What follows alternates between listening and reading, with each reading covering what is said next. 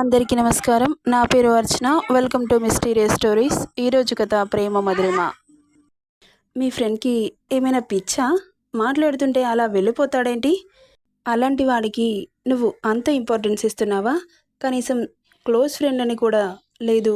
నువ్వేమో అంత ఇంపార్టెన్స్ ఇస్తుంటే అతనేమో నేను అంత చీపుగా చూస్తున్నాడు. అసలు నీకు వాల్యూనే ఇవ్వట్లేదు. అతను అసలు నీ ఫ్రెండేనా? నువ్వేమో ఫస్ట్ ప్రియారిటీ నీ ఫ్రెండ్ అంటావు. తనేమో పట్టించుకోకుండానే వెళ్ళిపోతున్నాడు. అతను ఒప్పుకుంటాడో లేదో అని తెగ బిల్డప్ ఇచ్చావు. నీ పెళ్ళంటే ఆయన గారికి ఇంట్రెస్ట్ లేనట్లుంది అని ఆమె మనసులో ఉన్న కోపాన్ని మాటల రూపంలో బయట పెడుతుంటే తల తిప్పి కోపంగా చూసి, మధు, నిన్ను ప్రేమించాను కదా అని వాడిని ఏదైనా అంటే మాత్రం అస్సలు ఊరుకోను. వాడు అరిగెంట్ ఫెలో. ఇప్పుడు ఈ మాత్రం ఇలా మాట్లాడుతున్నాడు కానీ మొన్నటి వరకైతే అంటే వాడి పెళ్ళికి ముందు ఎవరి ఫీలింగ్స్ని వాడు లెక్క చేయకపోయేది. ఎందుకంటే వాడు పడ్డ కష్టాలకి వాడి గుండె రాయిలా మారిపోయింది. నా చెల్లి వచ్చిన తర్వాత ఆ మాత్రం మారాడు. చనువిచ్చాను కదా అని వాడిని ఒక మాట అన్నా ఊరుకోను అంటుంటే కన్నీళ్లతో తల పక్కకు తిప్పేసుకుంది. సీరియస్గా ఉన్న బాలాజీ ఆమె కన్నీళ్లు మిర్రర్లో నుండి చూసి కారాపాడు. తల తిప్పి ఆమెను చూశాడు. విండోలో తలదూర్చి ఏడుస్తూ ఉంది మధు. మధు అని పిలిచాడు. పలకలేదు. నిన్నే అంటూ తన భుజం మీద చేయి వేశాడు. అతని చేతిని విసిరి కొట్టింది. బాలాజీ నవ్వుతూ నడుం మీద చేయి వేశాడు. తల తిప్పి ఎర్రగా మారిన కళ్ళతో చూస్తూ చిరాగ్గా విసిరేసింది. ఇక లాభం లేదని ఆమెను అమాంతం ఎత్తి ఒడిలో కూర్చోబెట్టుకున్నాడు. అతని గుండెలపై చేయి పెట్టి వెనక్కి తోస్తుంది. ఆమె చేతులని వెనక్కి మడిచి ఆమె కళ్ళలోకి సూటిగా చూస్తూ, కోపం వచ్చిందా? చిన్నప్పటి నుండి వాడితో కలిసి పెరిగాను. వాడెలాంటి వాడో నాకు తెలీదా? వాడి క్యారెక్టరే అంత. వాడి ప్రవర్తన కేర్లెస్ కాదు. వాడు అలాగే ఉంటాడు, అలాగే బిహేవ్ చేస్తాడు. కాకపోతే వాడికి నేనంటే చాలా ఇష్టం. తెలుస్తూనే ఉందిలే నువ్వంటే ఎంత ఇష్టమో అనింది వెటకారంగా. ఆమె అలా అనగానే బుగ్గ కొరికాడు. ఏంటి వెటకారం ఎక్కువైంది అన్నాడు కొరికినందుకు కొరకొర చూస్తూ. అతని జుట్టు పీకింది. హా రాక్షసి అరిచి నడుం గిల్లి ఆమె ఫేస్ని అతి దగ్గరగా తెచ్చి కళ్ళలోకి సూటిగా చూశాడు. అతని వాడి చూపులకి మది కలవరపడుతుంటే రెప్పలు వాల్చింది. ఆమె సిగ్గును అలాగే చూస్తూ బుగ్గలపై చేతులు పెట్టి దగ్గరికి తెచ్చుకొని మైమరుపుగా పెదాలనందుకున్నాడు. ఇద్దరిలో మైకం కమ్మి ముద్దు రుచి ఎంత మధురంగా అనిపించిందో ఆ క్షణం.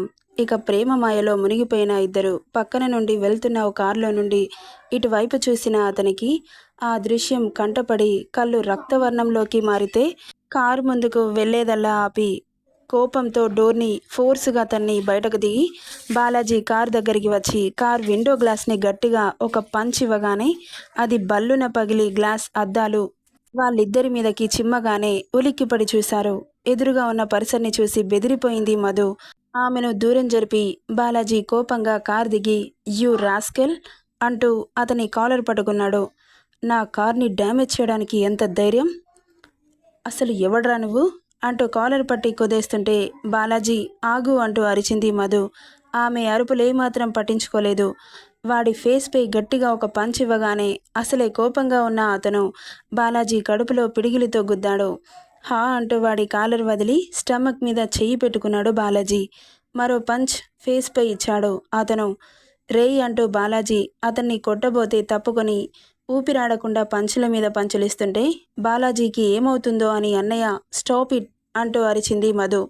అన్నయ్య అనగానే అంత నొప్పిలో కూడా తల తిప్పి షాకింగ్గా చూశాడు బాలాజీ. అసలు ఎవడేవాడు? వాడితో తిరుగుతున్నావు? ఎంత ధైర్యం? సిగ్గు లేకుండా రోడ్ల మీద ఇలా తిరగడానికి? ఇంటికి పదాని సంగతి చెబుతాను అంటూ ఆమె చేయి పట్టి అలాగే లాక్కుపోతుంటే మధు అంటూ అరిచాడు బాలాజీ. అన్నయ్య ప్లీజ్ నేను చెప్పేది విను అని ఏడుస్తున్నా వినిపించుకోలేదు. బరబరా లాక్కెళ్ళి కారులో కుదేసి అక్కడి నుండి దూసుకెళ్ళిపోయాడు. మధు అంటూ వాడిచ్చిన పంచులకి అక్కడే కుప్పకూలిపోయాడు బాలాజీ. అటుగా వెళ్తున్న మేనేజర్ బాచిని చూసి కారాపి సార్ అని పరిగెత్తుకుంటూ వెళ్ళి వెంటనే దక్షకి కాల్ చేసి మ్యాటర్ చెప్పి హాస్పిటల్కి తీసుకెళ్ళిపోయాడు. విషయం తెలుసుకున్న దక్ష్ కోపంతో అతని పిడికిలు బిగుసుకుంది. వెంటనే అక్కడి నుండి బయలుదేరాడు. ఇక దక్ష్ వెళ్ళేసరికి ట్రీట్మెంట్ స్టార్ట్ చేయడంతో కాస్త స్పృహలోకి వచ్చాడు బాలాజీ. ఏం జరిగింది అని అడిగాడు. అతని ఒంటి మీద దెబ్బలని చూసి పిడికిలు బిగిస్తూ ఏం లేదురా, నువ్వలా కోపం తెచ్చుకోకు. చెబుతావా తెలుసుకోనా? ఏం లేదని చెబుతున్నానుగా. ఓకే, ఆల్ రైట్ అంటూ అక్కడి నుండి విసురుగా వెళ్ళిపోతుంటే, రేయ్ ఆగరా, నేను చెప్పేది విను అంటూ అరుస్తున్నాడు బాలాజీ. వింటే మన బాబు ఎందుకు అవుతాడు? ఇక వెళ్ళిన కాసేపటికి అలా జరిగిందని సెన్స్ చేసిన బాబు నేరుగా మధు ఇంటికి చేరుకొని ఎదురుగా చూస్తున్న దానికి కళ్ళు అగ్నిగోళాలైతే, అంటే ఎదురుగా దట్ పర్సన్ మధుని చెంపపై పడేలన పీకడంతో కింద పడింది మధు. ఆ దృశ్యం చూసి బాబు కళ్ళు బగబగా మండిపోతున్నాయి. క్షణంలో వాడిని చేరుకొని కాలర్ పట్టి వాడి కడుపులో బాబు ఐరన్ రాడ్ లాంటి పిడికిలితో గట్టిగా ఒక పంచ్ ఇవ్వగానే ఒకే ఒక్క దెబ్బకి హా అంటూ కింద పడిపోయాడు. మన బాచీని ఎలాగైతే కొట్టాడో అదంతా దక్ష్ కళ్ళ ముందు మెదిలింది. ఎందుకంటే బాచీని చూసిన తర్వాత ఎలా కొట్టాడో అర్థమైంది అతనికి. ఇక అలాగే ఒక్కో పంచ్ ఇస్తుంటే గావుకి కలిపెట్టాడు మధు బ్రదర్. అప్పుడే లోపలికి వస్తున్న మధు పేరెంట్స్, హే ఎవరు నువ్వు, నా కొడుకుని ఎందుకు కొడుతున్నావు అంటూ ఊరుకొచ్చారు. అంటే బాబు ఫేస్కి మాస్క్ ఉందిగా, వాళ్ళని ఏమాత్రం లెక్క చేయకుండా చావబాదుతుంటే, ఏయ్ నా కొడుకును వదులు అని చొక్కా పట్టి లాగేస్తుంటే తల తిప్పి ఒక్క చూపు చూశాడు. అంతే, అతని చూపులకి ఉలిక్కిపడి వెనకడుగు వేశారు. వాడిని రక్తం వచ్చేటట్లు కొట్టి ఇంకొకసారి నా ఫ్రెండ్ జోలికొస్తే నిలువున చీరేస్తా అంటూ మధు చెయ్యి పట్టి బరబరా లాక్కుపోయాడు. అదంతా చూస్తున్న మధుకి బుర్ర గిర్రున తిరుగుతోంది. అసలేం అర్థం కావట్లేదు. ఒకవైపు ప్రేమించిన వ్యక్తి, మరోవైపు తన తోడబుట్టిన అన్న, తనని కని పెంచిన పేరెంట్స్, వాళ్ళందరినీ దాటుకొని ఇంట్లో నుండి కాలు బయట పెట్టింది. ఆ క్షణం ఆమెకేం అర్థం కాలేదు. బ్రెయిన్ అంతా మొద్దుబారిపోయింది. మధు, ఒసై మధు అని తల్లి అరుస్తున్నా ఇప్పుడు సిచ్యువేషన్ ఆమె చేతుల నుండి చేయి జారిపోయినట్లు బేలగా చూస్తూ దక్ష్ వెనకాలే పరుగులాంటి నడకతో వెళ్ళింది. అంటే లాక్కుపోతున్నాడు. ఇక ఆమెను కారులో కుదేసి కార్ స్టార్ట్ చేశాడు. సరాసరి బాలాజీ ఉన్న హాస్పిటల్కి తీసుకెళ్ళి మధుని విసురుగా వదిలి, రేయ్ బాచి, తనని ఇప్పుడే ఈ క్షణమే పెళ్లి చేసుకో, ఎవడడ్డొస్తాడో నేను చూస్తాను అంటున్న దక్ష్ మాటలకి ఇద్దరు ఒక్కసారిగా షాక్ అయ్యారు. నువ్వేం మాట్లాడుతున్నావురా? అసలేం చేశావు? తనని ఎందుకలా లాక్కొచ్చావు? వాళ్ళ పేరెంట్స్ని ఒప్పించుకొని పెళ్లి చేసుకుంటాను గాని ఇప్పుడు చేసుకోవడం ఏంటి అంటున్న బాచీని షార్పుగా చూస్తూ, ఎప్పుడైతే నా ఫ్రెండ్ని కొట్టాడో అప్పుడే వాళ్ళ మర్యాదని పోగొట్టుకున్నారు. వాళ్ళకి రెస్పెక్ట్ ఇవ్వాల్సిన అవసరం లేదు. ముందు తనని పెళ్లి చేసుకో, రిజిస్టర్ పేపర్స్ కూడా రెడీ చేయించాను అంటూ అప్పుడే ఎవరో రావడంతో అతని చేతిలో ఉన్న పేపర్స్ తీసి బాచీ ముందు పెట్టగానే, రేయ్ నువ్వేం చేస్తున్నావు, నీకు అర్థమవుతుందా? ఎనఫ్ అంటూ రూమ్ దద్దరిల్లిపోయేలా అరిచాడు. అతని అరుపుకు అక్కడున్న ముగ్గురు ఉలిక్కిపడి చూశారు. పక్కన ఉన్న రిజిస్ట్రార్ చేతిలో ఉన్న పెన్ తీసి బాలాజీ చేతిలో పెట్టగానే మారు మాట్లాడకుండా సంతకం పెట్టి ఆ పేపర్స్ని మధు చేతిలో పెట్టాడు. బెదురు చూపులు చూస్తూ ఉండిపోయింది మధు. నేను ఇష్టమైతే సంతకం పెట్టు అని ఒకే మాటగా చెప్పాడు బాలాజీ. ఇక అతని మాటకి ఏం మాట్లాడాలో అర్థం కాక బొమ్మల సంతకం పెట్టి అలాగే నిలబడిపోయింది. ఇక బెడ్ మీద నుండి మెల్లగా లేపి ఇద్దరి చేతికి దండలిచ్చాడు దక్ష్. ఒకరికొకరు దండలు మార్చుకోవడంతో వాళ్ళిద్దరిని తీసుకుని హాస్పిటల్ నుండి ఇంటికి బయలుదేరాడు. మా వాడికి ఓదార్పులు, సంతాప సభలు అస్సలు సూట్ అవ్వవు. వాడి గురించి మీకు తెలుసుగా, నేను పనిగట్టుకొని చెప్పాల్సిన అవసరం లేదనుకుంటున్నాను. బ్రతిలాడి ఒప్పించి అంత పేషెన్సీ వాడుకుండదు. సో ఇక ఇల్లు రావడంతో కారాపి లోపలికెళ్లారు. ఇక వాళ్ళని గుమ్మంలోనే ఆపి హాల్లో సుహాసిని, దక్షిత కనిపిస్తుంటే, ఎయిడస్కి నీ అన్నగాడికి హారతిచ్చి లోపలికి ఆహ్వానించు అని అక్కడి నుండి వెళ్ళిపోయాడు దక్ష్.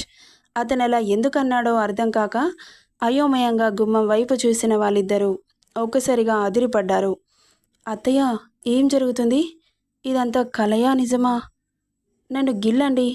ఇంతకు ముందే వీళ్ళు ఇంట్లో నుండి వెళ్ళారు కదా, ఇదంతా ఏంటి అని అయోమయంగా అడుగుతుంటే అప్పటికే సుహాసిని షాకింగ్గా నోరు తెరుచుకొని చూస్తూ ఉంది. దక్షిత మాట్లాడుతుంటే ఉలుకు పలుకు లేకుండా ఉన్న సుహాసిని తల తిప్పి చూడగానే అత్తయ్య అంటూ భుజం మీద తట్టింది. దక్షిత ఉలిక్కిపడి చూసి, ఏమో నాకేం తెలుసు అనింది. ఎయిడస్కి ఎంతసేపే, వాడెక్కువసేపు నిలబడలేడు, గో అన్న కంచుగంటం వినిపించగానే ఇక పరుగున దేవుడి గదికి వెళ్ళి హారతికి అన్నీ సిద్ధం చేసుకుని త్వరగా వాళ్ళకి హారతిచ్చి లోపలికి ఆహ్వానించింది. ఇద్దరు ఒకేసారి కుడికాలు పెట్టి లోపలికి రావడంతో బొమ్మలా ఉన్న మధు భుజం మీద చేయి వేసి ఏం జరిగిందని అడిగింది. కన్నీళ్లు జలజల రాలుతున్నాయి మధుకి. నడవడానికి కాస్త కష్టంగా ఉన్న బాచికి సపోర్టుగా వచ్చింది సుహాసిని. అసలేం జరిగింది బాచి అని అడుగుతుంటే, ప్లీజ్ ఆంటీ, తర్వాత మాట్లాడుకుందాం అన్నాడు. అతని పరిస్థితికి ఇప్పుడు అడిగి ఇబ్బంది పెట్టలేక రూమ్కి తీసుకెళ్ళిపోయింది సుహాసిని.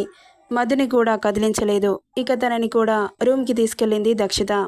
ఇద్దరు ఫ్రెష్ అవ్వండి, డిన్నర్ రూమ్కి పంపిస్తాను అని చెప్పి వెళ్ళింది దక్షిత సుహాసిని. రాత్రి 11 గంటలవుతోంది.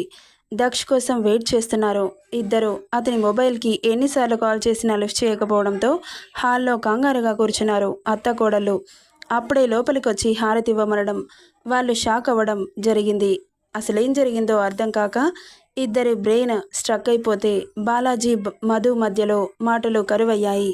సడన్గా ఇలా ఇంత పెద్ద పెను తుఫాను వాళ్ళ జీవితంలో వస్తుందనుకోలేదు. జీవితంలో ఒకేసారి జరుపుకునే వేడుక అంగరంగ వైభవంగా జరుపుకోవాలని ఎంత ఆరాటపడ్డాడో మన బాచిబాబు. మన దక్షుబాబున్నాడే, వాడి ఆశలని తారుమారు చేసి పడేశాడు. ఇక ఫ్రెష్ అవ్వమని చెబితే అవ్వకుండానే చెరో మూలన ఆలోచిస్తూ కూర్చున్నారు. దక్షిత ఫుడ్ ప్లేట్తో లోపలికొచ్చి, ఏమైంది, ఫ్రెష్ అవ్వమంటే అలాగే కూర్చున్నారు? వదినా, నువ్వు వెళ్ళి ఫ్రెష్ అవ్వు అంటుంటే మాట్లాడలేదు. అన్నయ్య ప్లీజ్ అనింది. నువ్వు వెళ్ళరా, తర్వాత తింటాను, అక్కడ పెట్టేసెళ్ళు అన్నాడు బాచి ఏటో చూస్తూ.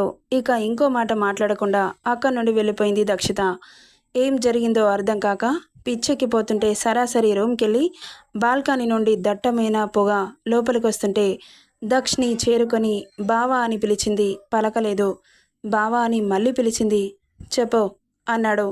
అసలేం జరిగింది, సడన్గా ఈ పెళ్ళేంటి, అన్నయ్యకి ఆ దెబ్బలేంటి అని అడుగుతుంటే, నీకనవసరం. డిన్నర్ చేశావా? చేశాను, నువ్వే తినలేదు. వచ్చి తిను బావా.